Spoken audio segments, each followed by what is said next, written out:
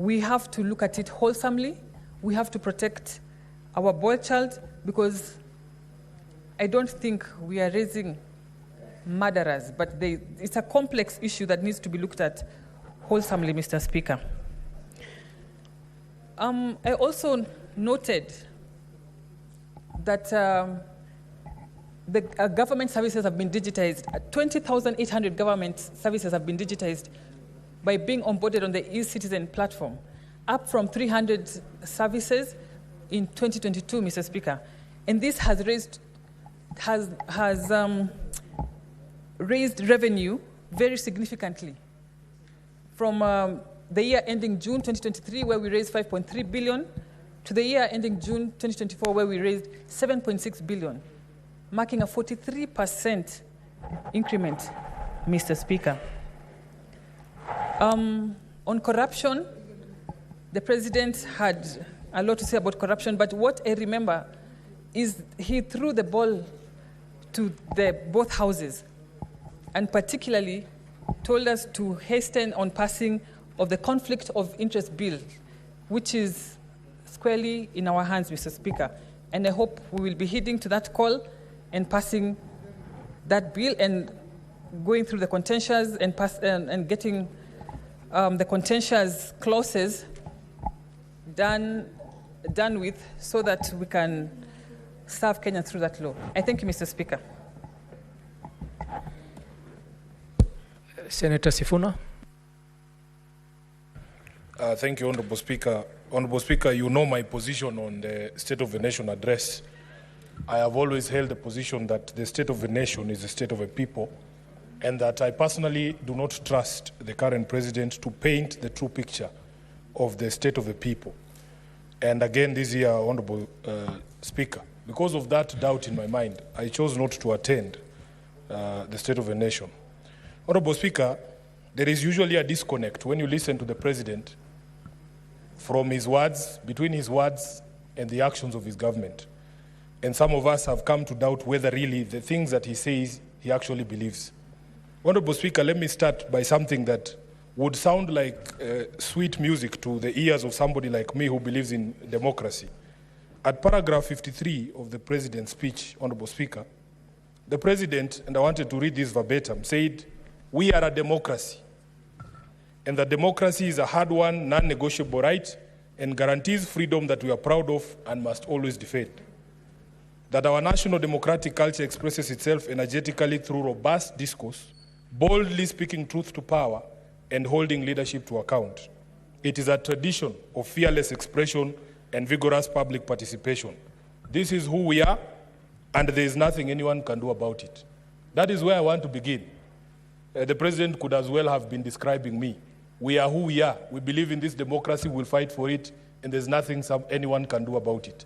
The question in my mind is whether the president actually believes in the words that he spoke. Honorable Speaker, if you go to another thing that he said that sounded like music to ears of the people who actually believe in democracy and participation of the people, he said that he had learned through the hard as well as customary ways that listening is a full-time occupation of leadership, and that all questions asked by the people must be answered thoroughly and in full.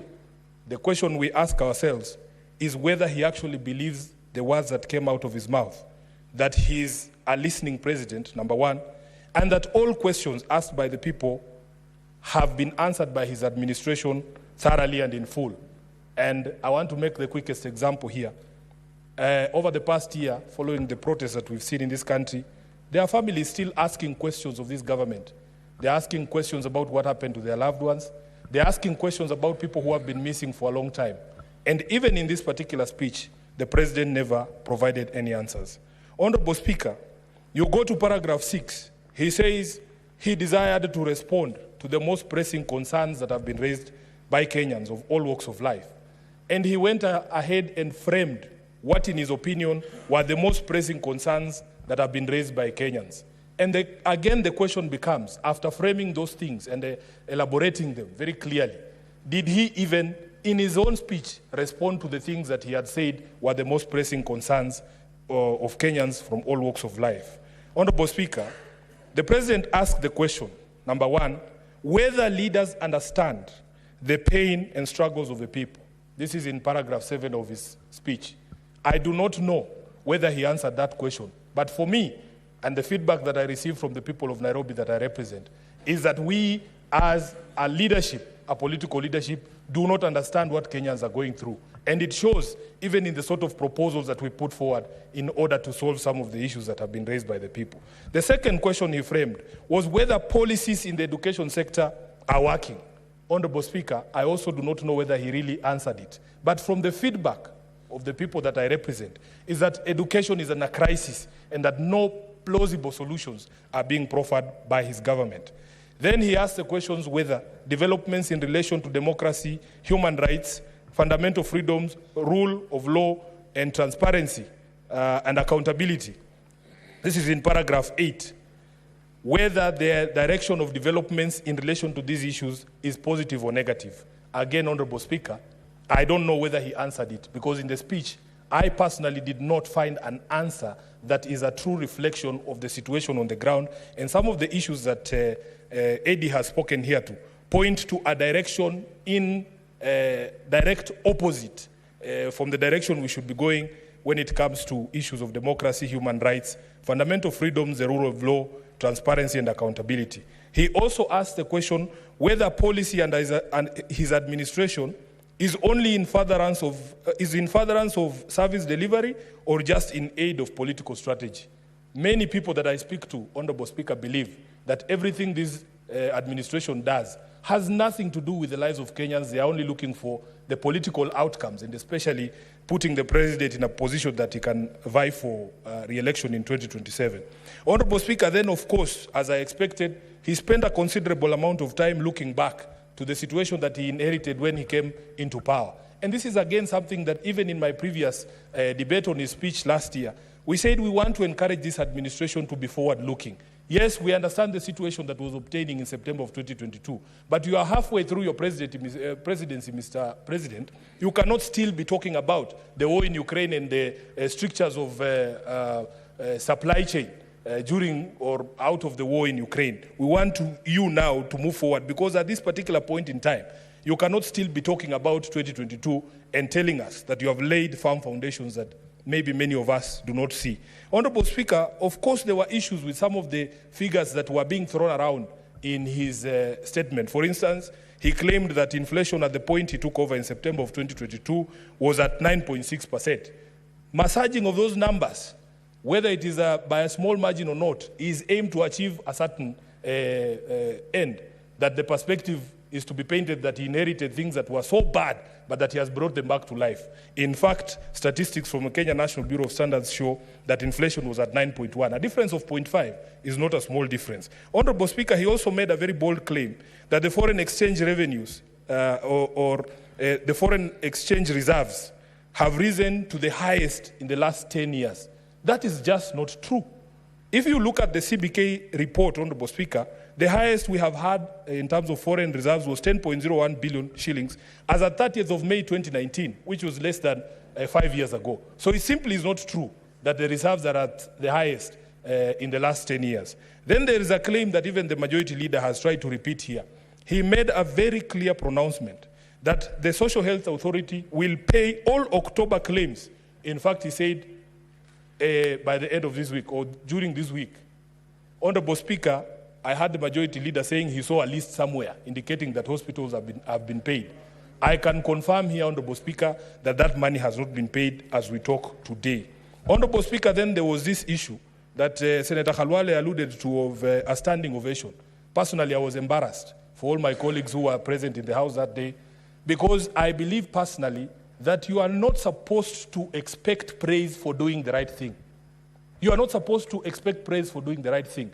This is something that Kenyans have raised objection over for the past few months. And I want to thank my colleagues in this House, especially Senator Onyonka, who has stayed on business on this question of the PPPs involving Adani.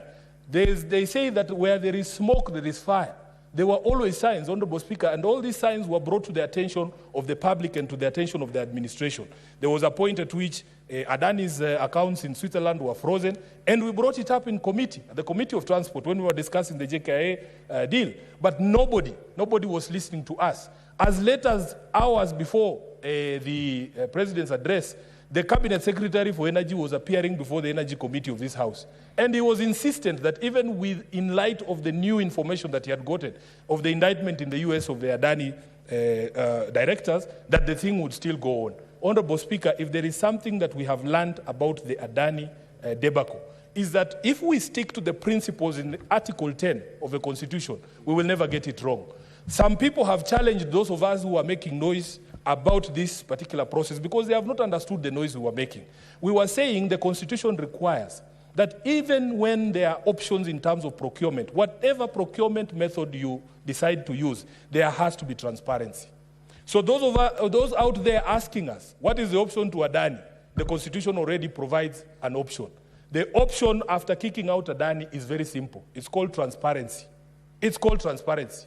Honorable Speaker, I have also raised concerns about the way this government communicates. If, for instance, you wanted to make it clear that government policy going forward is that large infrastructure projects were going to be undertaken through PPPs, why not make it public so that you can receive as many interests as possible and disclose when you receive this interest that these interests have been received? Finally, because I can see the light is on here, Honorable Speaker, the President concluded by saying that the state of the nation is resilient. I looked up synonyms for the word resilient.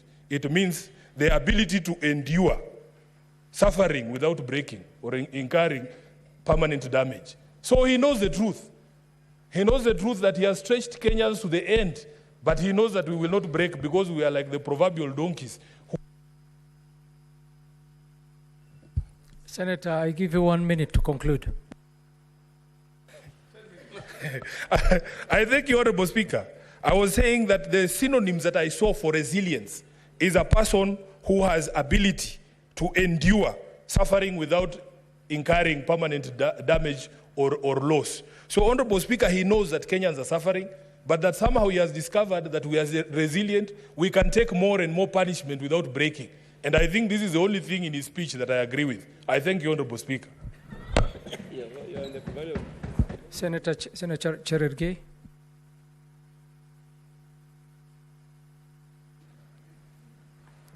Thank you, Mr. Speaker, for this opportunity. I want to thank the President for delivering this State of the Nation address. Mr. Speaker, as per Article 132 of the Constitution. Mr. Speaker, the State of the Nation, Mr. Speaker, is like a Chinese dish of sweet and sour. While we celebrate many successes, the country still faces a lot of challenges going into the future, Mr. Speaker. So, Speaker, I want to thank the President for being listening President.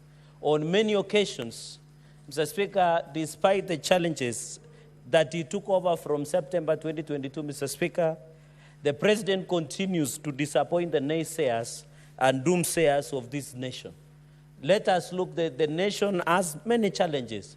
And in fact, it is miraculous. Mr. Speaker, you know, 2,000 years ago, for us who are Christians, Jesus did miracles. In 2024, William Ruto continues to do miracles going into the future to change the nation to a better country, Mr. Speaker. So, Speaker, I want to agree that leadership is listening, is engaging, and I'm happy that the President is listening. For us who are farmers, when we complained about food subsidy over production subsidy, he listened and put, Mr. Speaker, many more money to that, Mr. Speaker. So, Speaker, I want to thank, because I represent 90% or 99% of Nandi County, Mr. Speaker, depend on agricultural economy.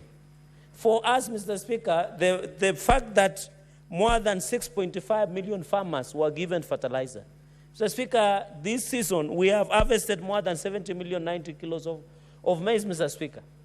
We want to thank the President that this subsidized fertilizer, when he took over, it was 7,000 shillings. Now it's 2,500, Mr. Speaker.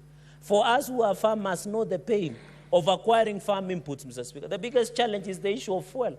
And I'm happy the cost of fuel continues to come down. The issue of farm inputs, pesticides, acaricides that we use in farming is still quite high, and I hope the President will look into it, Mr. Speaker. Even as we talk, I heard my brother talking about that we have vested. I'm happy that the President has directed that National Cereals and Produce Board be open, that we are selling 90 kilos of maize, 3,500, Mr. Speaker. As farmers, we expected between 4,500 to 5,000, Mr. Speaker. But I will be bringing an amendment that just like any other cereals, like dengu, like rice, like beans, Mr. Speaker, we should be selling the 90 kilo of maize, Mr. Speaker, 50 kilo, like any other cereal, Mr. Speaker. And I'll be bringing an amendment that going into the future, we shall not be selling our maize at 90 kilo. We shall be selling at 50 kilo, just like any other cereal, Mr. Speaker. Number two, Mr. Speaker, and I want to agree that we need to do mop-up of the maize that has been harvested in our region, especially in Nandi, in Uasin Gishu, and the rest of the country, Mr. Speaker. My only request to government, Mr. Speaker, and county governments, is to ensure last-mile distribution of fertilizer, so that a farmer who is in Kamalambo, Mr. Speaker, can pick it in Maraba, or somebody who is in Kipiaor, Mr. Speaker, can pick it somewhere nearer, Mr. Speaker, for them to access that going into the future, Mr. Even somebody who is in Chapter Y should be able to pick it within Chapter Y instead of coming all the way to Celia or all the way to Kabiet or Kaiboy, Mr. Speaker. Mr. Speaker, and therefore that is the issue I wanted to touch on, the issue of agriculture, Mr. Speaker. I'm happy the issue of sugar. Sugar, I'm happy Nandi, Mr. Speaker, almost now 90% of Nandi County, we are growing sugar. I was one of the members to serve as the mediation. We agreed, Mr. Speaker, that let us reestablish Kenya Sugar Board. And I'm happy that Sugar Act has been signed into law. One of the problems that we are facing, Mr. Speaker, with the sugar farmers was the issue of maintenance of roads. And I'm happy we did agree that all cess money will go, Mr. Speaker, to the Kenya Sugar Board instead of counties. Because, for example, Nandi County is a bastion of corruption being presided by Governor Sang, Mr. Speaker. And that is why we thought by giving money to counties, like the road that comes all the way from Kabiemit, Chemnoet, Lolgeringet, is impassable coming all the way to Kapchuma, Mr. Speaker, in Masab sub-county. Just similar to other roads within Nandi, even in Chemelil, Chamase, others in Taunet, in Tindret, among many other areas, Mr. Speaker. So this sugar bill will allow, Sugar Act will allow members, and I'm happy the issue of sugar pricing, where we are having issues of tonnage, Mr. Speaker. I'm happy that with this, we will be able to ban imports, Mr. Speaker, because you remember this issue of sugar imports was becoming a dent of corruption, especially through Kenya National Trading Corporation, KNTC, Mr. Speaker. Mr. Speaker, and the issue of farming continues to be resilient. I hope in the tea sector, Mr. Speaker, we should continue. As in Nandi, Mr. Speaker, we received the lowest bonus. The lowest bonus, 23 shillings, less than 20 shillings, while other regions, which I don't want to name, were receiving up to 60 shillings bonus, Mr. Speaker. We hope going into the future, we must harmonize the issue of tea bonuses so that my farmers in Nandi Hills, in Cheptingting, Mr. Speaker, in Lolduka, Mr. Speaker, in many areas in Nandi Hills, Mr. Speaker, including Kosoiwa, will have opportunity, even in Aldai, Mr. Speaker, will have opportunity of getting standardized. Even in Mosop, I think virtually, the entire of Nandi, Mr. Speaker, is planting. The issue, on the issue of coffee, you have noted, Mr. Speaker, we must ensure, and I remember Senator Wambua and the rest of us who are ranking members will remember the issue of coffee cherry fund, where 10 billion was given out by World Bank, but it went to one region, Mr. Speaker. Yet Bungoma, Nandi, Uasin Gishu, and many others, including Kericho, in a place called Londiani, in Kipkelian, Mr. Speaker, where we have many farmers are harvesting coffee cherry, Mr. Speaker. We hope with this establishment of coffee cherry fund that the President is proposing will go into the future. On the public debt, Mr. Speaker, I'm aware we have 10.5 trillion Kenya shillings. I'm told every child that is born is supposed to pay more than 201,000, Mr. Speaker, the moment you are born in Kenya, which doesn't look good. I know we have amended that we borrow against our GDP. The issue of public debt, Mr. Speaker, we must, and my request to the President, let us establish the audit of the public debt so that we know who gave us domestic and foreign borrowing, Mr. Speaker, in this country, Mr. Speaker. We need to know this 10.5 trillion, Mr. Speaker, because we are told for every 100 shillings that the government collects, 70 shillings goes to servicing of public debt. Who are these people? And I think, Mr. Speaker, we needed to form a commission of state capture, because this is where state capture originates, Mr. Speaker. Mr. Speaker, on the issue of because I can see my time is on the issue of CBC. I'm happy and I hope, Mr. Speaker, by January we should have 16,000 classrooms in place, but I got confused. When the CS Julius Migos appeared in the National Assembly, he was talking about 16,000 classrooms. When he was in the village somewhere in Kisii, he was talking about 19,000 classrooms for grade 9 CBC. I hope we can have consistency so that we know how many classrooms will be ready. Mr. Speaker, this CBC was born, Mr. Speaker, during Uhuru Kenyatta era. It is being midwifed by William Ruto, Mr. Speaker. And this CBC, I was talking to Jam Junior Secondary Schools, that 56,000 teachers have been hired under PNP, Mr. Speaker, and pensionable. 20,000 are going to be hired under internship, Mr. Speaker. I want to appeal to TSC. Mr. Speaker, TSC has become a bastion of corruption. Teachers are suffering when they follow their claims, when they want to transfer, Mr. Speaker. It looks like we abolished delocalization on paper, but delocalization still exists, Mr. Speaker. Even teachers who are getting 2-3 years to retire are being posted far instead of posting them near their home so that they can acclimatize into the retirement, Mr. Speaker. So I want to appeal that EACC must look on the operations of TSC and ensure that lethargy and corruption that we see in TSC does not come. Mr. Speaker, as an alumni of Moi University, I'm happy the President noted the going down. The only solution to Moi University, Mr. Speaker, is for any university, Karatina, Masinde Muliro, Maseno, Kitale, Chepkoilel University, is to take their liabilities. It is not about the Vice Chancellor, Mr. Speaker. It is about that Moi University midwife so many satellite campuses, and that is why they are saddled with debts. That is why Karatina and the rest, including others like Chepkoilel, like Maseno, should go and take away their debts. That's how we'll save Moi University. I can assure you Moi University is one of the best universities of this republic, being the foundation of knowledge. Me as an alumni of Moi University School of Law, I'm proud to be so, Mr. Speaker. So, Mr. Speaker, on the university funding model, Mr. Speaker, if you can lend me 1 minute to conclude, is that we must agree, Mr. Speaker, that the university funding model should go in a long way in assisting, Mr. Speaker, in assisting our people. On SHIF and SHA, Nandi has recorded over 115,000. This is a good program, Mr. Speaker, that I ask all Kenyans to register under SHIF and SHA to ensure accessible medical coverage to them. Mr. Speaker, all in a said, the President is doing his best to ensure, Mr. Speaker, going into the future, that the country looks better. And I want to ask the naysayers and doomsayers that let us give a chance the President, Mr. Speaker, to deliver for this country and wait for 2027. This is not campaigning moment.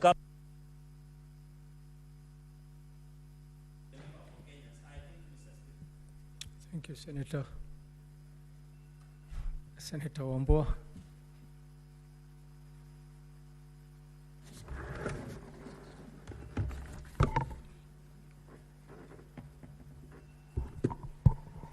Mr. Speaker, I thank you for this opportunity to also make a contribution and add my voice to this debate on the State of the Nation address by the President. Mr. Speaker, I want to begin by saying that I am happy that the State of the Nation address is not a speech made during Madaraka Day celebrations, where the President has the latitude to speak about everything and anything. It's not a speech, Mr. Speaker, comparable to speeches issued during Mashujaa Day or Jamhuri Day. The State of the Nation address by the President, the Speaker, is a constitutional imperative. It is a constitutional accountability statement by the President, made in the presence of representatives of the sovereigns of this nation, as captured in Chapter 1, Article 1 of the Constitution. The Speaker,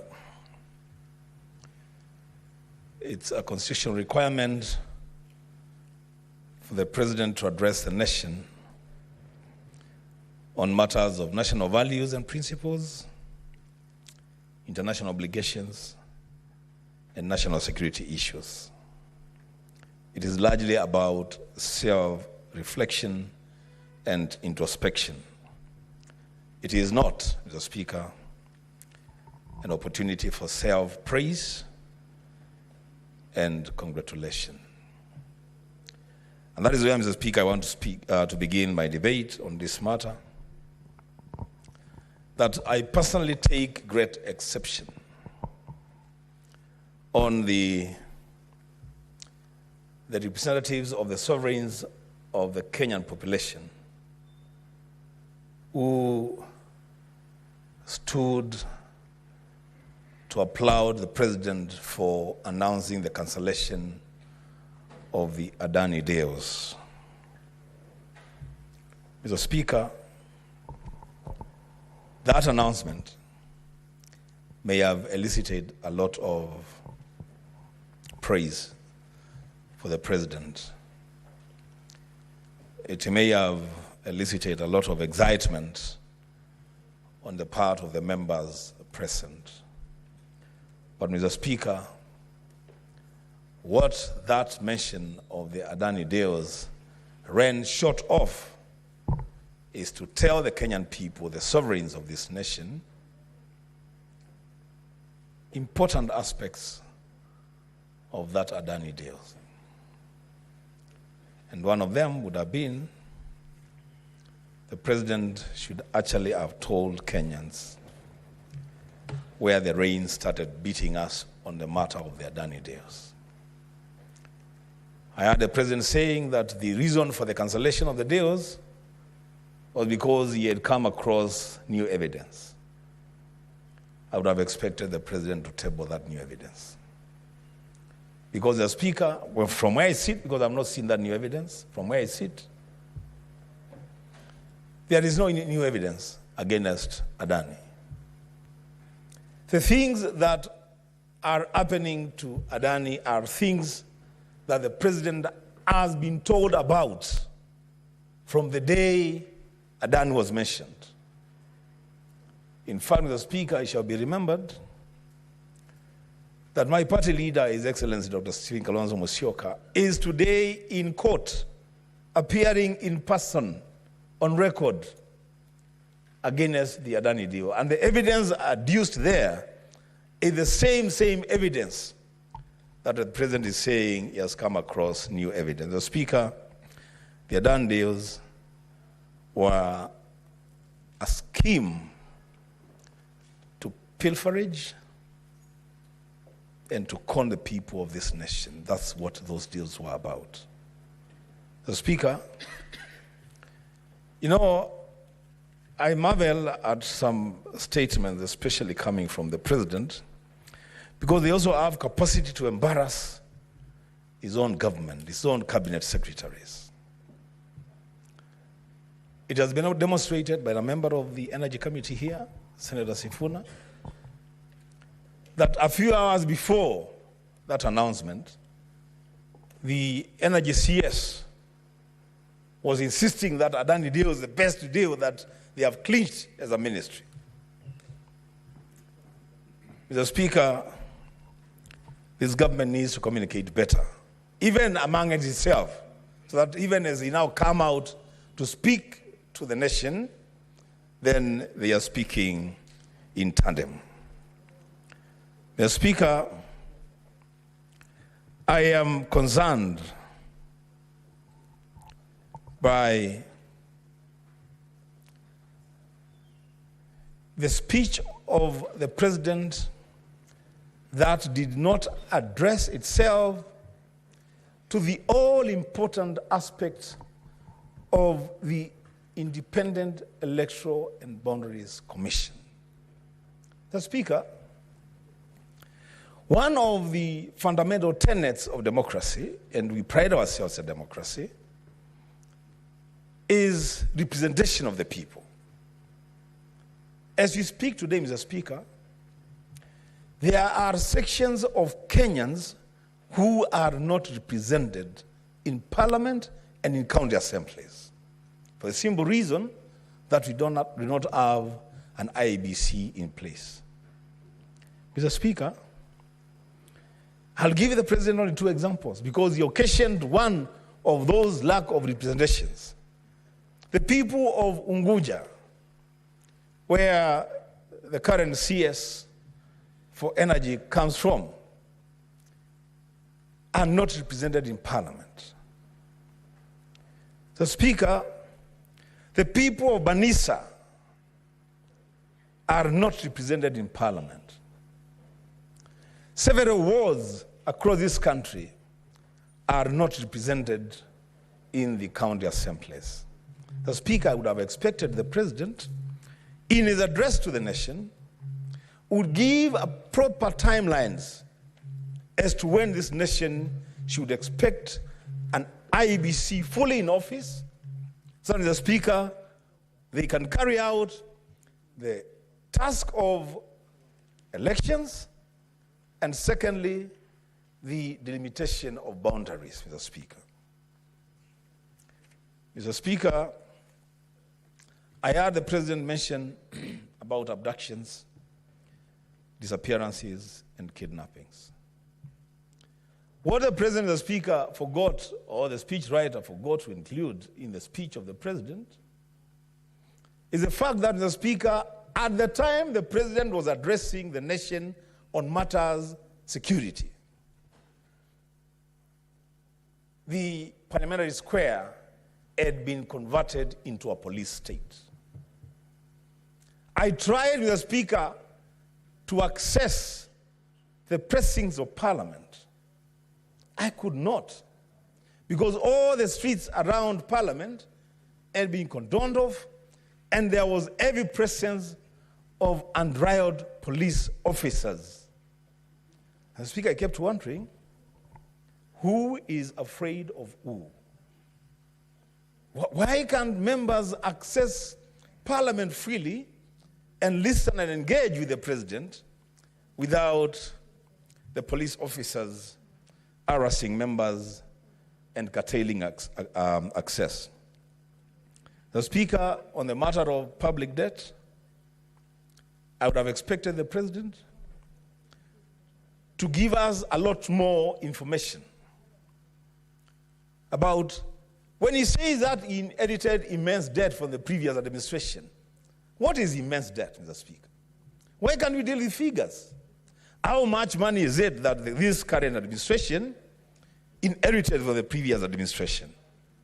What is the current borrowing status of this government? How much money have we borrowed as a country since 2022? How much have we paid? And what is the... 1 minute to conclude, Leader.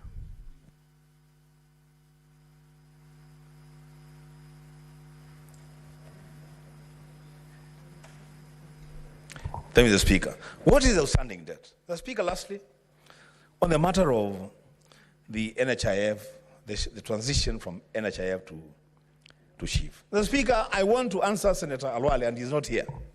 But because this will go on record, let Senator Alwale know that the Senator of Kitui County, Enoch Wambua, has no problem whatsoever to contribute 32,000 shillings to the new system. But what the Senator of Kitui has a big problem with, the Speaker, and I will proclaim it, is that I am losing my 32,000 shillings from my salary, and that money is not helping my people in Kitui County. Mr. Speaker, this chief business, to me, as far as I am concerned, and as far as the people of Kitui County who are consuming this service are concerned, it's a sham, Mr. Speaker. We are not benefiting from this thing. This transition was mishandled, Mr. Speaker. Let's face it. We have handled transition of systems, Mr. Speaker. I have personally taken... Senator, Mr. Speaker. Senator Cherargei, what is your point of order? Mr. Speaker, I stand understanding Standing Order 105 on accuracy of facts. Is it in order for Bishop Senator Wambua or the next governor of Kitui to say that the Shah and Chief is not being enjoyed by the people of Kitui? Yet we know the rollout is across the country. Can he, no. Can he substantiate as per Standing Order 105? Give us facts that Chief and SHA does not work in Kitui, and then we can work with facts. I would also be disappointed if it doesn't work in Kitui. Senator Wambua. Mr. Speaker, medical injustice against one patient is injustice against all patients. Mr. Speaker, that's the basis on which I'm making this statement. That, Mr. Speaker, this system, the implementation of it, has been hurried, has been rushed. Mr. Speaker, we have worked in institutions where we have carried out transitions. And there is a formula of doing transitions, Mr. Speaker. You don't just wake up one morning, stop a system that is working, and bring another system, Mr. Speaker, that very few people don't understand, Mr. Speaker. And lastly, Mr. Speaker, on that chief business. You know, Mr. Speaker, let us also take cognizance of the fact that the people of the northern frontier may not be able to enlist themselves for chief business because they are not under network connectivity. They are not covered. Your time is up, Senator. Senator Wahome wa Matinga. Thank you very much, Mr. Speaker, sir. I rise to add my voice to the presidential speech. Indeed, Mr. Speaker, sir, I do remember during the swearing in of the current deputy president that the president alluded to the fact that he has found himself working alone in this government.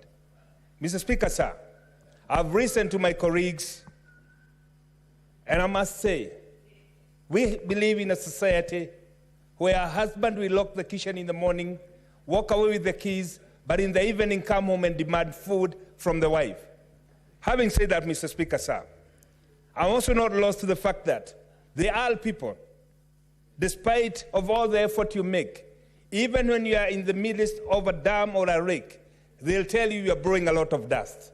Mr. Speaker, having said that, I want to say indeed the speech by the president and the much alluded to debate of the Adani deal in the Energy Committee, which I share.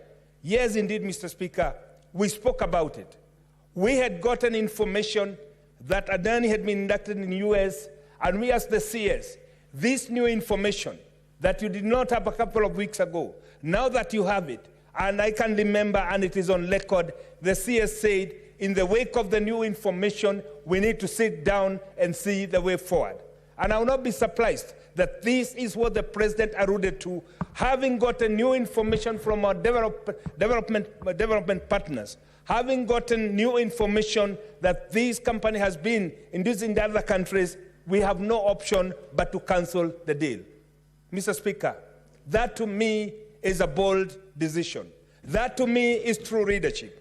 True leadership, Mr. Speaker, is making the decision when you have the necessary information, but not based on the propaganda. Mr. Speaker, sir, we know we are moving in a very thin physical space in this country. And the only way to move this country forward, Mr. Speaker, is to embrace public-private partnership. And what I would request my fellow colleagues in this House, Mr. Speaker, if we think that we need to do thorough public participation before we embrace any proponent of public-private partnership, then let's enact that and then make sure that it is enshrined in the Act. Mr. Speaker, it is also not lost to me, the President spoke about us being more people-centric. I do remember he spoke about the conflict of Bill Act. That was before this House, Mr. Speaker. I also do remember, Mr. Speaker, that the President spoke about the housing. I have had the opportunity of studying in Germany and working there for 20 years, Mr. Speaker. During my tenure and working with Germany, where I used to work for IBM, I had the opportunity to move across Europe. And I can tell you, what has formed the basis of the strong social structures in Europe is ensuring that they have houses for social purposes. What do I mean by that, Mr. Speaker? Rarely and rarely will you see families in Germany living out in the cold because there is housing for every social class. Mr. Speaker, sir, after the unification of Germany, where East Germany was economically more downtrodden than the West, they came up with affordable housing model that ensured even the people living in East Germany were able to come up with standard. Mr. Speaker, sir, it surprises me when I listen to my colleagues here, We know that there's formal, informal settlements. Madare, Kawangware, Mukuru kwa Ruben. We know in Nyeri we have Majengo. When will these people, Mr. Speaker, sir, up and in the line with the SDGs, live in houses that are decent, that are connected to sanitation, and which are spacious? Mr. Speaker, sir, unless somebody does not live in this country opposing affordable housing, Mr. Speaker, sir, it is a decision that cannot be made by somebody who does not have the social welfare of the people in the hand. Mr. Speaker, sir, Kenya is a signatory of the Millennium Goals, and one of the Sustainable Development Goals, Mr. Speaker. And one of the requirements is that everybody must have access to affordable housing, decent housing. This can only be realized if we embrace the affordable housing project, Mr. Speaker. And the last point, Mr. Speaker, that people have lamented about is the Shah and the Chief. Mr. Speaker, sir, I would want to invite the members to look at the social structures in Denmark, in Sweden, in Germany, where everybody, regardless of your social standing, regardless of how much you earn, you have access to the most sophisticated and medical services, regardless of how much you earn. Mr. Speaker, sir, my colleagues are lamenting that we are contributing 36,000 per month as members of parliament. And I would say, comparing that to the amount of money that I was contributing, and I'm happy because Senator Murango is here, he knows the amount of harambes that we attend every weekend, Mr. Speaker, just to support people who are not unable to pay their bills. What we need to do, Mr. Speaker, sir, the small teething problems that are there, we must address them. And that, Mr. Speaker, does not mean that addressing and does not mean castigating this system of Chi and Sha will justify the small problem. Mr. Speaker, let's work on it. Let's refine them. Let's address the shortfalls that are there. Let's address the teething problems that come with it and make sure that it works, because it is a right of every Kenyan to access affordable health. Mr. Speaker, Taifa Care, which is something that was attempted by the Kibaki government. It did not work. I do recall at that time, none other than Honorable Charity Gill was the Minister of Health. She did an attempt on it, it didn't work. We remember during the reign of Uhuru, it did not work. Mr. Speaker, it is the high time, and it is an opportunity to make this thing work, so that when the books of history are written, Mr. Speaker, it will be said, yes, this Senate enabled that to happen, and that will be done through ensuring that we put the legislative gaps stopped by legislating and putting acts in there that will ensure that the loopholes are addressed. Mr. Speaker, sir, it is not lost to us that we came to power having come from COVID, having faced one of the worst droughts in the last 40 years. Mr. Speaker, as I listened to my colleague, Senator Wambua, talk, I thought it doesn't even come from Mukambani, which was one of the most hard hit by the drought. And we know that we were not able for 3 consecutive years to service our foreign obligations. We were not able to repay the debts that were scheduled to be repaid. And therefore, cumulatively, we in this regime had to tackle all that. Mr. Speaker, it is not rocket science. When we came to power, the cost of living was high. When we came to power, inflation was high. It has come down. Let us not just oppose the president because we belong to the opposition. Let's listen and say, yes, there are shortfalls that we must address. One of the major shortfalls, Mr. Speaker, is corruption. Yes, we must address corruptions. We must call it out and say yes, regardless of who you are in this country. And I would want to invite every one of us to subject ourselves into a kind of audition of the lifestyle to see what we are using, how we are living in the short time we've been in office. Could we have earned that much? Mr. Speaker, sir, some of the people going around and castigating the presidency and the government, they have amassed their wealth through corruption. We must be brave enough and bold enough to say enough is enough for lies, and this is the time that we are called upon us leaders to raise up and say we must support this country, because success of every Kenyan, regardless of where they are, Mr. Speaker, sir, is a success for every Kenyan. As I sit down, Mr. Speaker, I know that there is the proposed High Grand Falls Dam. I know that they also proposed high dams, mega dams in Nyeri County that have been promised since we got independence. But the physical space that we move around, Mr. Speaker, they cannot be realized unless we embrace public-private partnership. Mr. Speaker, sir, My request to my colleagues, my humble prayer to my colleague, let us address the gaps that are there so that we can deliver what Kenyans have waited for 60 years. Mr. Speaker, sir, it is so sad that we have now an education system that will ensure an orphan gets equal opportunity, the same as a child who's been born in a rich family. But I hear, Mr. Speaker, people opposing it. Mr. Speaker, it is a high time we as leaders now join hands and say, we must work for Kenyans, regardless of where you come from. Whether you come from a marginalized community, whether you come from the Mrima community, every child has a right to access education, and that can only be done if those kids who go to academies, or even in the universities, they pay a little bit more than those who are orphans. Mr. Speaker, this is what the president is saying, an education system that will ensure everybody gets a light and everybody gets an opportunity, regardless of where we come from. Mr. Speaker, sir, it cannot also be the business of us as politicians. When you get sick, as a poor person, the next thing you start doing is making your coffin. Mr. Speaker, sir, we must give even those who've been born in poor families an opportunity to reclaim their life because they can access better medical services. This can only be done, Mr. Speaker, if we support Chi and Cha. Mr. Speaker, sir, I support. Thank you, Senator. Senator Daniel Kitonga. Thank you, Mr. Speaker, for giving me an opportunity to comment. Yeah, those are my names, Daniel Kitonga Manzo. K. Mr. Speaker, Mr. Speaker, let me say that this speech came as a requirement of the Constitution, and the President is supposed to address the two houses to the state of the nation. Mr. Speaker, quite a number of things have been said. And most important, Mr. Speaker, is the issue of agriculture. Mr. Speaker, we are aware in this country there was a big fertilizer scandal. I am in the Agriculture Committee. We followed up the matter. We brought all the evidence that there was fake fertilizer in the country. That matter has just been swept into the carpet. A solution has not been given. The farmers who lost or who were sold fake fertilizer have not been given proper fertilizer. The crop was poor out of that. And Mr. Speaker, this matter is still not settled, and farmers are not certain whether with this season now, when we are doing farming, they are going to have fertilizer, which is going to make their crops do better. And fertilizers is a very, very important thing. You cannot be sure. There's no guarantee, absolutely, Senator, from the government that it will be done. Senator Kitonga, yes.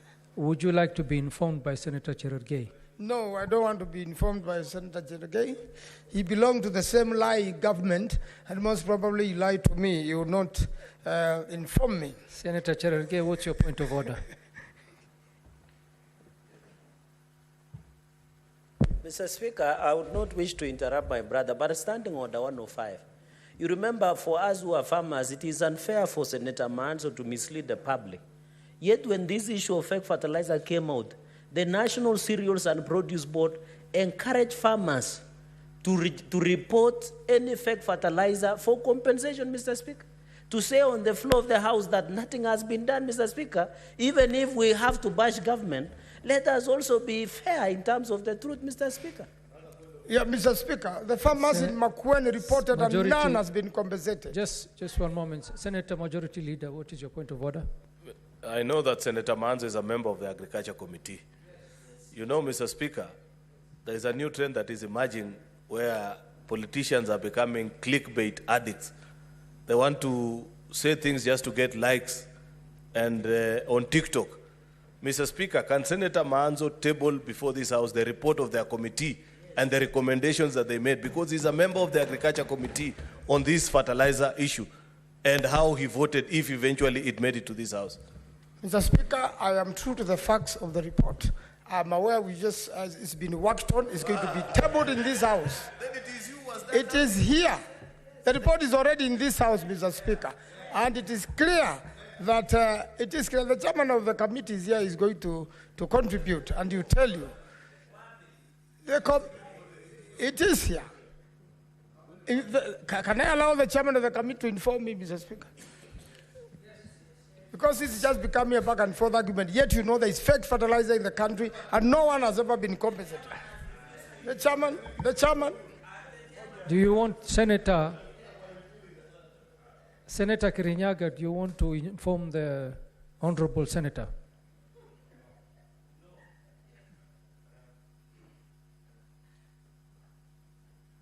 Give him the mic. Yeah, the mic is there.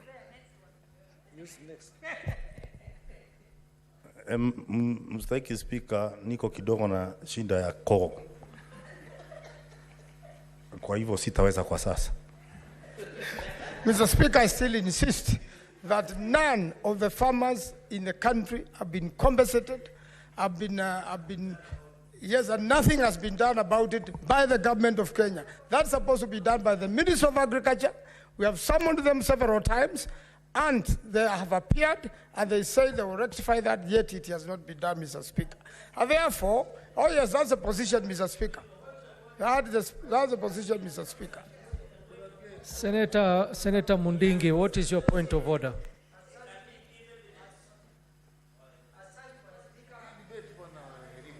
Asante Bwana Spika, mimi ni naibu mdogo wa mwenyekiti wa kamati ya agriculture ambaye Senator Manzo wa Makoeni ako katika ile kamati.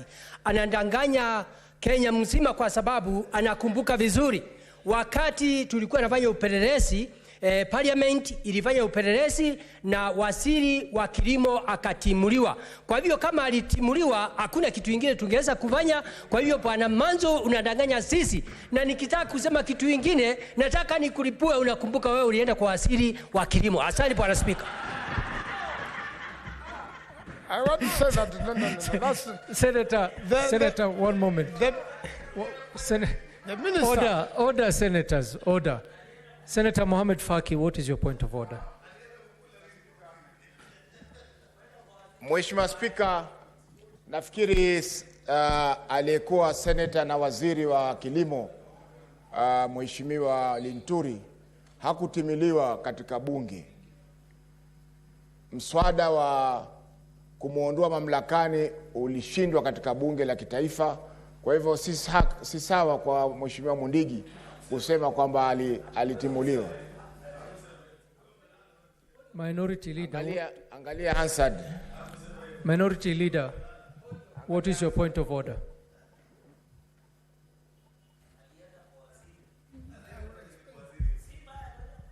Asante Mstahiki Spika.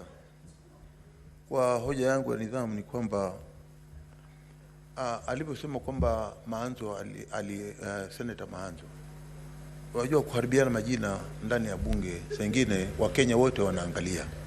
Heshima lazima tuiweke mbele. Lakini ikiwa tutaketi hapa na kuanza kusema maneno ambayo baadaye yataweza kuleta kashfa, nikizingatia kwamba ndugu yangu Maanzo yeye kila asubuhi yuko kwenye maruninga, kwa hiyo itakuwa si heshima kwa jina lake kuharibiwa namna hiyo. Nataka kuuliza tu ya kwamba kama alivyosema ya kwamba nataka kutoboa siri, ya kwamba mimi nataka kutoboa siri, alafu akasema Maanzo alienda kwa waziri, hiyo ni kumaanisha nini? Anaweza kufananua? Senator Mundingi, lazima ufafanue matamshi yako. Mimi ningetaka kusema mimi nilikuwa mwenyekiti mdogo wa kamati, na kila mara kwa sababu parliament ilikuwa imepitisha na akawa karibu aweze kufutwa kazi, kila mara nikiwa mwenyekiti Manzo alikuwa anataka tuende tukakutane na waziri, lakini nikamwambia hii haiwezekani. Lakini kama haikuwezekana mimi nikafikiria Bwana Manzo alienda. Asante. Mr. Speaker, I want to say that the former Minister of Agriculture was a member of this House. And in many times when we took him on in this particular matter, he used to get surprised on this floor as to the issue of fertilizer. And you remember the first time he denied there was fake fertilizer in the country. When we proved him wrong, he said he had been misled. And in fact, according to him, and that's why we will meet him a lot of times, even outside here, when we are taking a break, he'll say other people did this fake fertilizer and misled him. So he admitted that there was fake fertilizer in the country, and I am insisting take your statistics. At least in Makueni, no farmer has been compensated, and I'm sure no farmer in the country has been compensated. For if any farmer has been compensated, it is with what budget? Did this House approve any budget? I can assure you, there's no single farmer who has been compensated, and therefore the government must compensate the farmers. What is your point of order? Mr. Speaker, accuracy of fact standing order number 5. Why don't Senator Maanzo table evidence? Because where I come from, farmers were substituted with good fertilizer, Mr. Speaker. Is it in order for Senator Maanzo to gaslight the country to say that nothing was done about compensation on fake fertilizer, Mr. Speaker? Can you tell him to table evidence? Because where I come from, the government has done the necessary rectifiable measures against farmers who got a fake fertilizer, Mr. Speaker, and they did register for compensation. Can he give evidence, Mr. Speaker? Mr. Speaker, I can assure the nation and the people of Makueni who have elected me no, and they are the ones I represent. At least for the count I represent, no farmer has been compensated. And the government does not expect good produce having fake fertilizer in the country, and then nothing is being done about it, yet agriculture is the backbone of this nation. Senator Maanzo, the Honorable Senator from Nandi has stood in a point of order for substantiating your statement to be factual. And he is asking if you're able to table evidence to the fact that not a single farmer from your county was compensated or had their fake fertilizer substituted with proper fertilizer. Are you able to table that evidence, Senator Maanzo? He has said in his county they have been compensated. Can you also table evidence to show that in your county the farmers have been compensated, Mr. Speaker? Senator, you have also alleged. You have also alleged. Senator, you are a lawyer. Senator Cherargei, so both of us should table evidence. Senator Cherargei and Senator Maanzo, we will not engage in the two of you exchanging on the floor of the House. Senator Cherargei stood on a point of order that you substantiate the fact that not a single farmer in your county was either compensated or had the fake fertilizer substituted. At this point in time, it is for you to provide that evidence. Mr. Will Speaker, you be able to I'll provide substantiate? the evidence. Very well. After 1 week. After 1 week. Very well, Senator. Please proceed. Senator Maanzo, will you be able to provide it by tomorrow? I'll do my level best to get the information from the Ministry of Agriculture. Very well. Please conclude. Because there's none. Senator Maanzo, don't engage. Yes, I love to. Order. The information will only come from the minister. Order, senators. Order, Senator. Senator Maanzo. Yes, Mr. Speaker. You will substantiate by tomorrow. In the meantime, proceed with your submission. Thank you, Mr. Speaker. And a lot of my time has been wasted by Senator Cherargei with his denials. We will add for you time. Thank you, Mr. Speaker. Mr. Speaker, about the CBC education, Mr. Speaker, one of the biggest failures is that although it was started in a different system and it is ongoing, Mr. Speaker, there are questions which the government cannot answer. Why are you building an extra class in the primary schools and leaving an unattended class at the high school? Mr. Speaker, this particular activity is a very big expense to the country. Mr. Speaker, it has caused confusion to a lot of learning children. And my suggestion on this particular matter would be that, Mr. Speaker, then it is better for the nation to have a system whereby we do not have wastage in terms of an empty classroom, yet we are building another one, Mr. Speaker. One can only conclude that this was done to benefit a few business people, and also the same thing applies with the printing of books, Mr. Speaker. And the CBC right now is unconstitutional in the fact that the CBC expects, Mr. Speaker, that you serve all Kenyans equally. If a primary school has no internet, has no education, then it will not equate same service to a child from a privileged region which has those facilities, Mr. Speaker. So this currently is unconstitutional, can only best be implemented when you have electricity in every home in the country, electricity in every school in the country, and internet in every school and in every home in the country. Mr. Speaker, then, only then will you say the children are being served equally, and therefore that's a matter I think the government should look about, should take care about. Mr. Speaker, about abductions, I would like to say that there are abductions in the country. I participated in the case of Bob Jackie, representing the Law Society of Kenya. Bob Jackie was abducted for more than 30 days. In his abduction, there were other people, Mr. Speaker, and therefore, the police cannot deny that there are no abductions in the country. They should give the president proper information that, Mr. Speaker, extrajudicial activities and extrajudicial killings have happened, and if the president wants that information, he should have one-on-one with Bob Jackie, and you know that quite a number of people are still missing in the country. Others are in the city mortuary, Mr. Speaker. Quite a number of people in the city mortuary who have not been claimed. And the other day, the government went to court to dispose the bodies, Mr. Speaker. What should happen in that particular scenario is that and I have a question pending here for the new Minister for Interior, that they should have taken fingerprints of all these people, and everybody will be informed through their chief that the whereabouts of their missing child in Nairobi, Mr. Speaker. And similarly, on the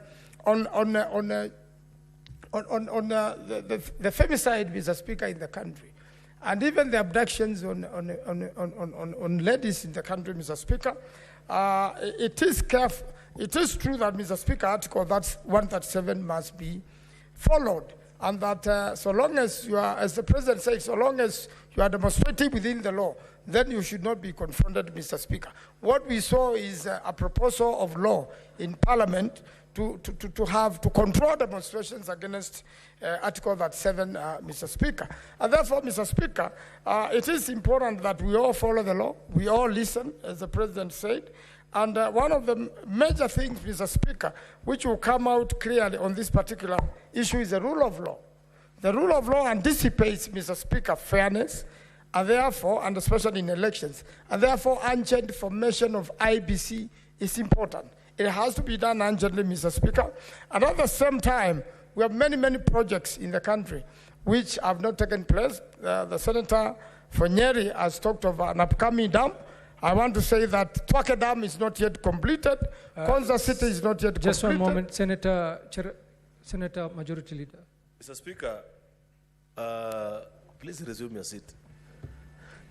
Is it in order for Senator for Makueni, who is a member of the Wiper Democratic Movement, a party under whose dispute, because the dispute that exists at PPLC is courtesy of your membership not being able to agree on who will represent them in the IBC selection panel, and they have gone all the way to the Supreme Court. Therefore, you are the party that are causing us the delay in the constitution of IBC. So instead of addressing Senator Maanzo, what you should do, you and your party leader, is to sort the dispute that exists in Wiper Party so that PPLC can send the nominee that you guys agree to, and we can have a new selection panel, Mr. Speaker, as opposed to you misleading us, yet you know you are the cause of the delay in IBC selection. There is no dispute in Wiper Party. There's a new matter which has been filed in the Kiambu Court, Mr. Speaker. And therefore, that new matter has not been filed by ourselves. It has conveniently been filed by people who support the government of today. And it is my presumption that it is the current government which is delaying this particular activity, Mr. Speaker. And therefore, when it comes also, Mr. Speaker, to the issue of Mr.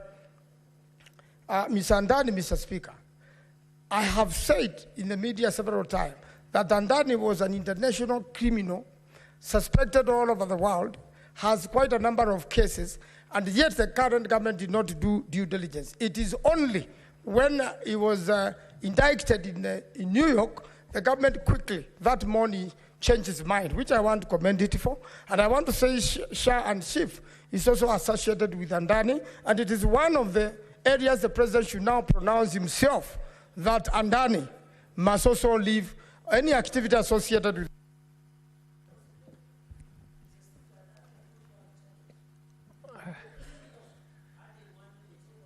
It's okay, Senator.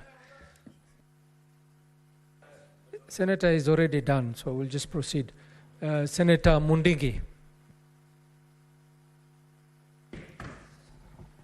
Asante Bwana Spika kwa kunipa ruhusa niweze kuchangia mjadala ambaye ilikuwa ya siku ya Jumatano wa rais wa Kenya ambaye alizungumza akiwa katika parliament, na parliament ilikuwa pamoja na Upper House, maseneta wote tulikuwa pale.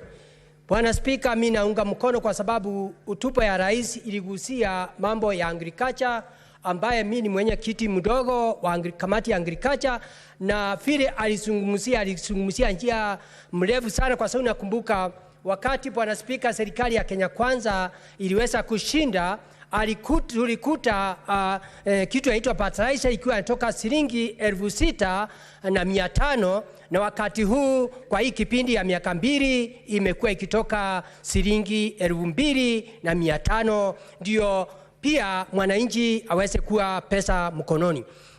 Mambo ya agriculture aligusia na njia hii. Tukifuatilia mambo ya kilimo ni njia moja ya kuchangia uchumi wa Kenya, kwa sababu watu wengi mambo ya kilimo unakuta mambo ya agriculture ni mambo ya fertilizer, ni mambo ya kilimo, ni mambo ya kahawa, majani, makandamia, mirasto kumugoka, na pia pamba, na pia upande mwingine wa Rift Valley unakuta huko ni miwa, na pia na vitu zingine, na pia hata maembe iko katika mambo ya kilimo. Na wakati huu tukiangalia mambo ya kilimo, sasa unakuta kama kungewezekana, na najua atatimisha, ni kila county zote 47 iweze kujengewa damu kubwa, ndio hii kilimo iweze kuendelea na njia ile inafaa, kwa sababu tumeangalia kama mambo ya maziwa bei yake tunataka iwe shilingi 50 na kila mwananchi awe kilipwa kwa kipindi ya mwezi mmoja. Mambo ya kilimo alichangia Nigeria navaa, kwa sababu Biblia inasema muko na macho na muoni na muko na masikio amusikii. Kwa sababu ukiangalia mambo ya majani saa hii kila mtu anaserekea, kwa sababu kilimo ya majani inalete faida Nigeria anja hii kuonekana katika kwa hii kipindi ya miaka ingine. Hata kahawa, bei ya kahawa imeenda juu. Kitu ingine anachangia, tukiwa upande ya kilimo ya agriculture, anataka kila kilimo ya agriculture iwe value addition, ndio kila kitu yote irundi masinani, kwa sababu kilimo iko katika kaunti zetu zote, kwa sababu iko katika ukatusi. Bwana Spika, njia ingine aligusia, ningesema ni njia changamoto, ningeomba katika seneti tumushikilie kwa hii kipindi iko, kwa sababu aligusia mambo ya walimu, na tumegundua mambo ya walimu kwa kipindi ya rais ambaye alistaafu na ule mwingine. Kwa hii kipindi kwa miaka 2 serikali ya Kenya Kwanza imeajiri walimu 56, na saa hii tunasikia tena ataongezea walimu wengine. Kwa hivyo ningeomba tumushikilie ndio tuweze kuona vile upande wa elimu itaendelea. Ingawa kuna shinda ya mambo ya shule ya university, hiyo inafaa iangaliwe. Ile shinda iliyoko katika serikali yetu ya Kenya ni kuwa rais wetu wa Kenya anajaribu kupandilisha upande zote, wizara zote, na akisema lakini watu wa kwenda masinani kuvunja watu vile serikali inafanya, hiyo ndio ile shinda iko. Vitu zingine aligusia ni mambo ya afya ambaye ya SHA na mambo ya SHI.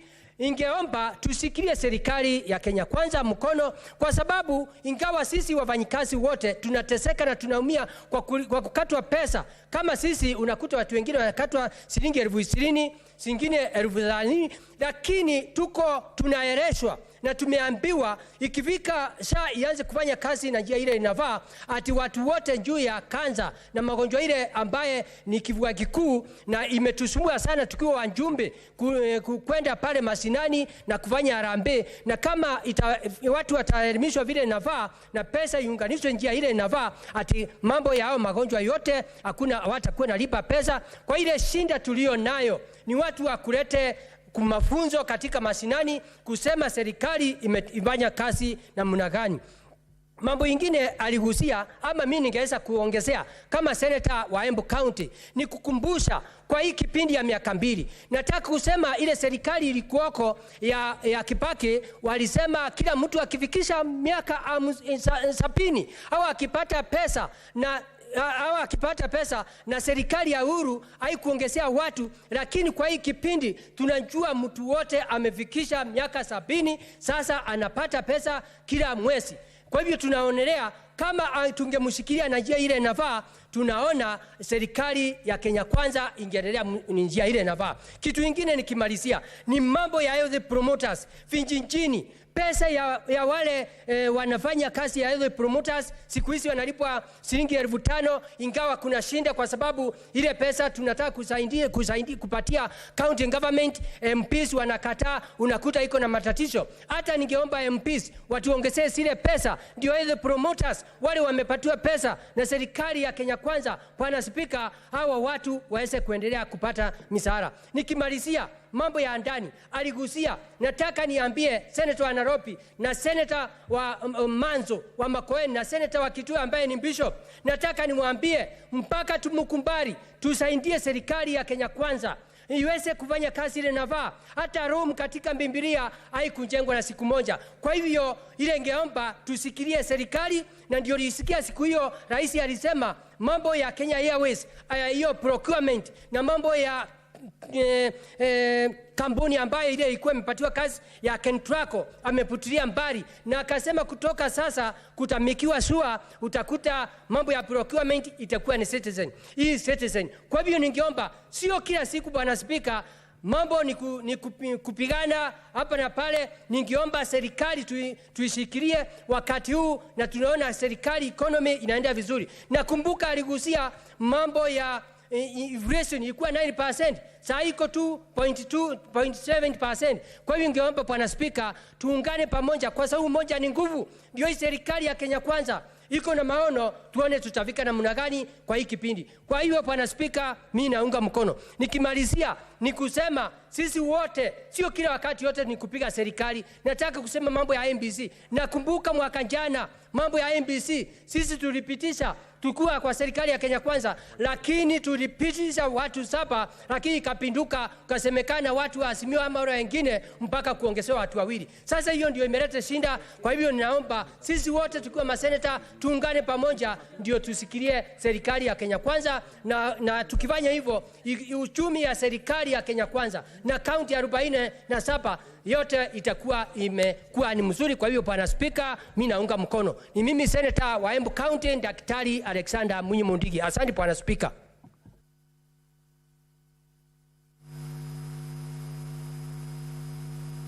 Mohamed Faki. Asante Mheshimiwa Spika kunipa fursa hii kuchangia hotuba ya rais kwa bunge ambayo ilitolewa mnamo tarehe 21 mwezi huu wa 11 kuambatana na kifungu cha 132 1C cha katiba yetu. Mheshimiwa Spika, ningeanza kwa kumpongeza rais kwa kuweza kutekeleza jukumu hili la kikatiba, kwa sababu ni jukumu ambalo ni muhimu sana kuweza kulijulisha bunge na taifa kulingana na vigezo ambavyo amewekewa kwa katiba hiyo. Mheshimiwa Spika, ni masikitiko kwamba katika hotuba hii rais hakuzungumzia masuala ya ugatuzi, kwamba hotuba yake yote haikuzungumzia masuala ya serikali za county ambayo ni kiungo muhimu katika nchi yetu kwa sasa. Mheshimiwa Spika, itakumbuka kwamba tulikuwa na mvutano juu ya sheria ya dola, ambapo mpaka wiki iliyokwisha ndio kamati ile ya uwiano iliweza kukubaliana kwa masuala ya pesa ngapi zitakwenda kwa kaunti zetu. Mheshimiwa Spika, kwa hiyo kutoka mwezi wa 7 mwaka huu mpaka mwezi wa 10, Mheshimiwa Spika, fedha za kaunti zilikuwa hazijulikani ni ngapi. Kwa hivyo kuna shida ya kuweza kupelekewa pesa kaunti zetu, na hazina kuu. Mheshimiwa Spika, japokuwa sheria inatoa fursa kwa hazina kuu kulipa mpaka nusu ya pesa ambazo zilipelekwa katika kaunti zetu kwa mwaka uliotangulia, serikali imekuwa na shida kuweza kupeleka pesa kwa kaunti zetu. Hivyo basi kuziweka serikali za gatuzi zote katika nchi yetu ya Kenya katika hali ngumu ya kuweza kulipa madeni na kulipia huduma ambazo wanatoa katika kaunti zetu tofauti tofauti. Na japokuwa wiki mbili zilizokwisha pesa ziliweza kupelekwa kwa kaunti hizo, Mheshimiwa Spika, kaunti nyingi zimeweza kupata hasara kwa sababu ilibidi wakope pesa kwa riba ya juu ili ziweze kulipa mishahara na waweze kulipia huduma katika kaunti zao. Mheshimiwa Spika, jambo la pili ambalo pia limenisikitisha ni hali ya haki za binadamu katika nchi yetu. Tumeona wakati wa maandamano ya Gen Z vijana wengi walipigwa risasi na kuuliwa kiholela. Mheshimiwa Spika, japokuwa Rais aliweza kutoa hakikisho kwamba wale wote ambao waliua bila ya hatia wataweza kuchukuliwa hatua, lakini mpaka sasa Mheshimiwa Spika, hatujaona jambo lolote ambalo limefanyika kutekeleza azimio hilo la Rais, na vile vile pia kuhakikishia familia za wale ambao wameondokewa kwamba haki itatendeka kuhusiana na watoto wao na jamaa zao. Mheshimiwa Spika, jambo lingine la kusikitisha pia ni kwamba masuala ya utekaji nyara yamezidi katika nchi yetu. Mheshimiwa Spika, ya karibuni ni kisa ambacho wahamiaji 4 wa asili ya Kiturki waliweza kutekwa nyara hapa Nairobi na wakapelekwa Turkey bila ya familia zao kujulishwa wala bila ya kufuata njia ya sheria. Mheshimiwa Spika, sheria yetu inatoa fursa kwamba ikiwa mhalifu yuko hapa na anatakana katika nchi nyingine, kwamba kuna makubaliano kati ya nchi yetu na ile nchi, anatakana apelekwe kotini afanyiwe kesi ya uhamisho ili aweze kwenda kushtakiwa na yale makosa ambayo yako kule. Lakini Mheshimiwa Spika, tumeona kwamba watu walichukuliwa kiholela wao wa Turki wakapelekwa wakarejeshwa Istanbul ili kushtakiwa katika nchi ile kwa makosa ambayo hayajulikani. Mheshimiwa Spika, hii ikikumbuka kwamba hawa walikuwa ni wahamiaji halali katika nchi yetu ya Kenya, ina maana kwamba mhamiaji yoyote hayuko salama na ile nchi ambayo amehamia. Mheshimiwa Spika, mwingine ambaye amechukuliwa wiki mbili zilizopita ni kiongozi wa upinzani Dr. Kiza Besigye ambaye alichukuliwa hapa Nairobi pia katika hali hizo hizo. Kwa hiyo Mheshimiwa Spika, utekaji nyara na mauaji ya kiholela extrajudicial killings ni mambo ambayo Rais angeweza kuyazungumzia kwa undani zaidi, kwa sababu ni mambo ambayo yanahusiana na usalama wa Wakenya. Mheshimiwa Spika, mimi naona kwamba hata mimi mwenyewe pia binafsi sina usalama kwamba ikiwa mtu anaweza kutekwa nyara akenda akauliwa, na wengi wameuliwa vijana ambao walishiriki katika maandamano ya Gen Z. Mheshimiwa Spika, vile vile Rais tulimtarajia kwamba atazungumzia zile cheche ambazo vijana wa Gen Z walikuwa nazo wakati walipoandamana mpaka katika bunge hili mwezi wa 6 mwaka huu. Mheshimiwa Spika, lakini Rais hakuweza kuyazungumzia hayo. Mheshimiwa Spika, kwa hivyo ni wazi kwamba mambo mengi ambayo yanaathiri wa Kenya Mheshimiwa Rais pamoja na washauri wake hawayasikizi na wala hawayafuati. Mheshimiwa Spika, tutaona pia kwamba japokuwa Kenya yetu ni demokrasia, masuala haya ya mauaji ya kiholela, masuala haya ya utekaji nyara, masuala haya ya kugandamiza haki za binadamu kupitia kwa mambo kama mauaji na mengineyo yanatia doa nchi yetu, kwa sababu nchi yetu ni nchi ambayo iko katika ile tunaita kwa Kiingereza Community of Nations. Tumesaini mikataba mingi, tumesaini mikataba ya kuwalinda wahamiaji, tumesaini mikataba ya kulinda haki za binadamu, tumesaini mikataba mingi Mheshimiwa Spika ambayo hatuwezi kuipuuza kwa sababu sisi tumekubalika katika community ile tunaita Community of Nations. Kwa hivyo Mheshimiwa Spika, hotuba hii haikukamilika Mheshimiwa Spika kwa sababu mambo ambayo tumeyazungumzia ni mambo ambayo ni muhimu, ilikuwa yafaa yazungumziwe na Rais katika hotuba yake. Asante Mheshimiwa Spika. Tabitha.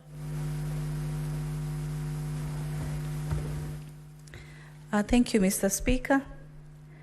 And I rise, Mr. Speaker, to really appreciate the President for his precise, timely, and direct to the point address of the nation last week on Thursday, Mr. Speaker. Mr. Speaker, let me start by really appreciating on the topic and on the issue of the femicide that the President was able to touch on, Mr. Speaker. As women leaders, Mr. Speaker, we were very delighted when this subject matter was also addressed at his level, because this is a national crisis issue, Mr. Speaker. This is an issue that we strongly condemn. And also I want to pass my quick recovery remarks to one Florence Wanjiko, who's currently recovering in Nakuru Hospital after the heinous actions by one Mr. Elias, Mr. Speaker. These are the issues, Mr. Speaker, that even the President condemns highly.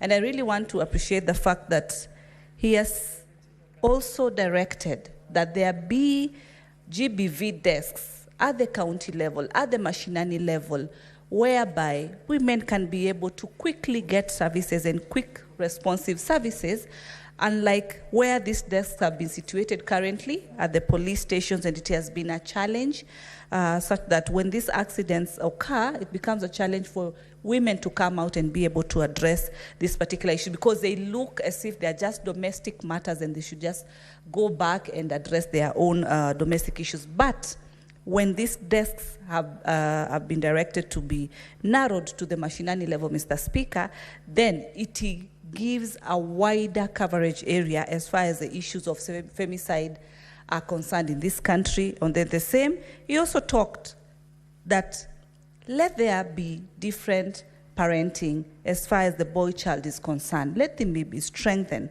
so that even when it comes to societal matters, family matters, the boy child grows to more responsible, and these issues that we are seeing that are coming from the men will definitely be reduced in future, is what we pray for, Mr. Speaker. So we really appreciate him on that. The cancellation of the contract for Adani, Mr. Speaker. Mr. Speaker, when you remember when the issue of Adani came out, there were so many concerns, especially from our brothers and sisters working at the Kenya Airports Authority, who voiced out and said they were not comfortable with this kind of agreement that they felt is coming, and they did not really get to understand.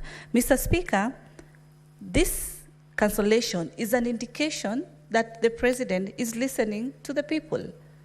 When you remember on the issue of the education funding model, the students from the university level raised concerns on the model structure that has been implemented.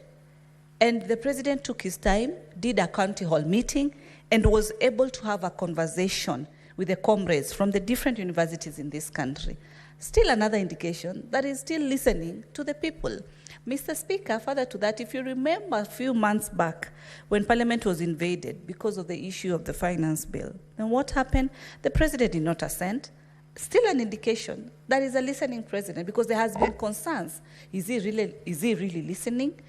And the cancellation of Adani last week by the President is a total evidence that he's is going to continue to listen, and is a listening President, so that these issues that Kenyans raise can be able to be addressed, and addressed in a better way. It is a high time as a country we embrace the PPP system, because looking at our financial status, the recurrent expenditure is very high, and we need the PPPs so as to develop the infrastructures that are going to improve and our economy moving forward. Mr. Speaker, on his address still, the President touched on the issue of the teachers.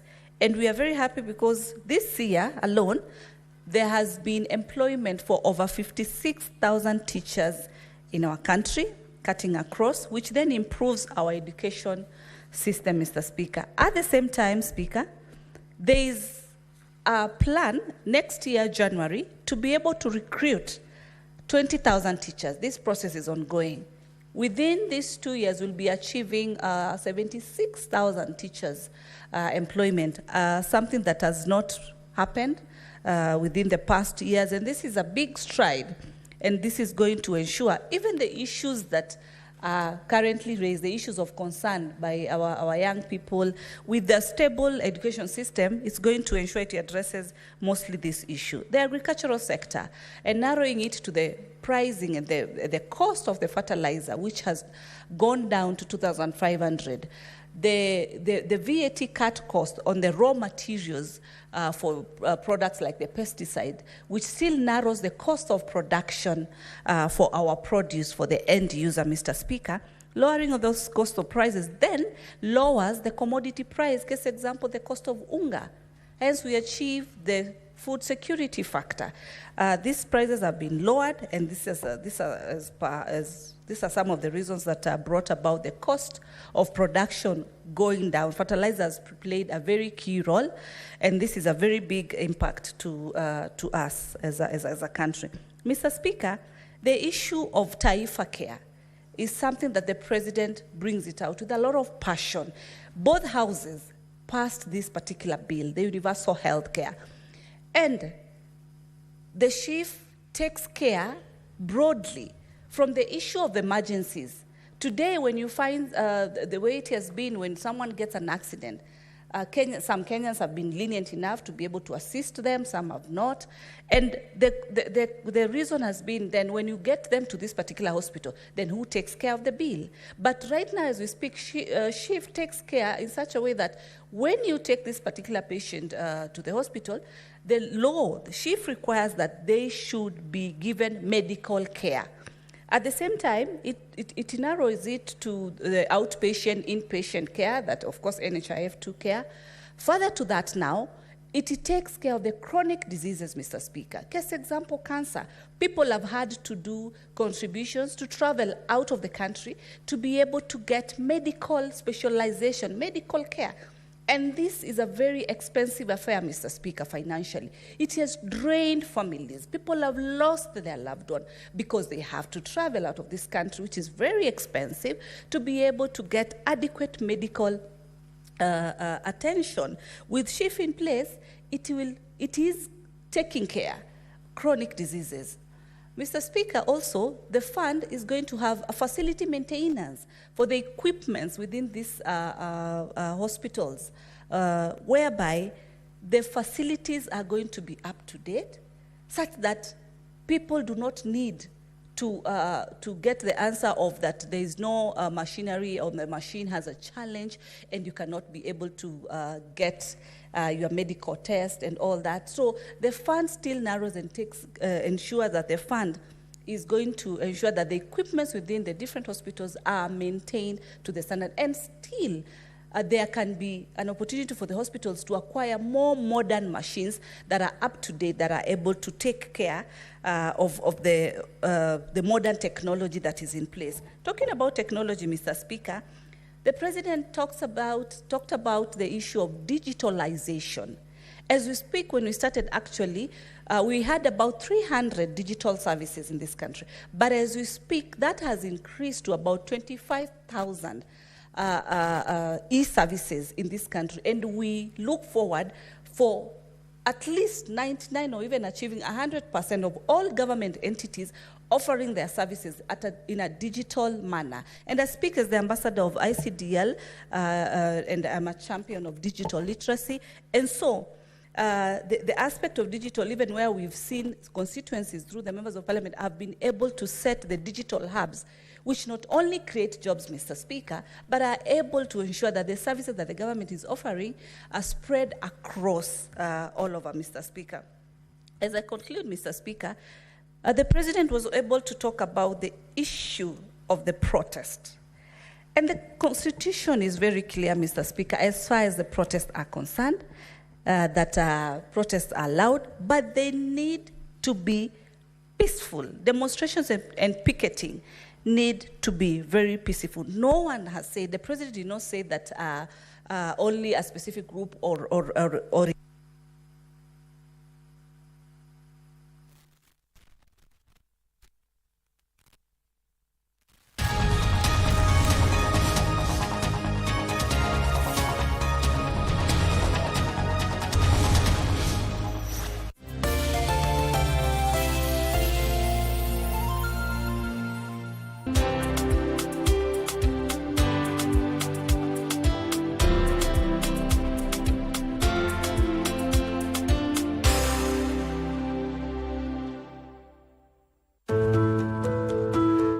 Imagine a future where you can enjoy the fruits of your hard work without financial worries. A time when you can truly relax, travel, and pursue your passions. To achieve that dream, you need to plan today. With the cost of living constantly rising and inflation showing no signs of slowing down, the money you need today will be nearly 10 times higher by the time you retire. With